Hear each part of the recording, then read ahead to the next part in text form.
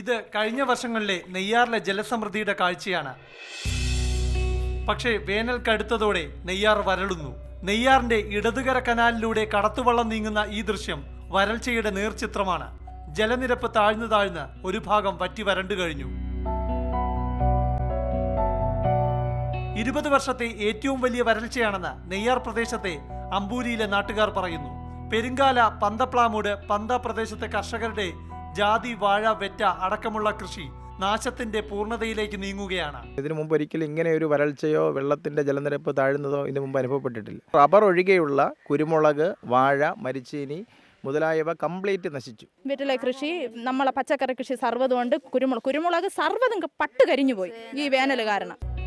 കഴിഞ്ഞ വർഷം ഇതേ സമയം നെയ്യാർ ഡാമിൽ ഉണ്ടായിരുന്നത് 82 ദശലക്ഷം ക്യൂബിക് മീറ്റർ ആയിരുന്നു. ഇപ്പോൾ ഉള്ളത് 24 ദശലക്ഷം ക്യൂബിക് മീറ്റർ മാത്രം. കാട്ടാക്കടയിലെയും നെയ്യാറ്റിൻകരയിലെയും പഞ്ചായത്തുകളിലെ പ്രധാന കുടിവെള്ള പദ്ധതിയായ കാളിപ്പാറയിലേക്ക് പ്രതിദിനം 36 ദശലക്ഷം ലിറ്റർ വേണ്ട സ്ഥാനത്ത് ഉപയോഗിക്കാൻ കഴിയുന്നത് ഓരോ ദിവസവും 20 ദശലക്ഷം ലിറ്ററിൽ താഴെയാണ്. ക്യാമറമാൻ പ്രേംശശിക്കൊപ്പം അമ്പൂരിയിൽ നിന്നും പ്രശാന്ത് കൃഷ്ണ, മാതൃഭൂമി ന്യൂസ്.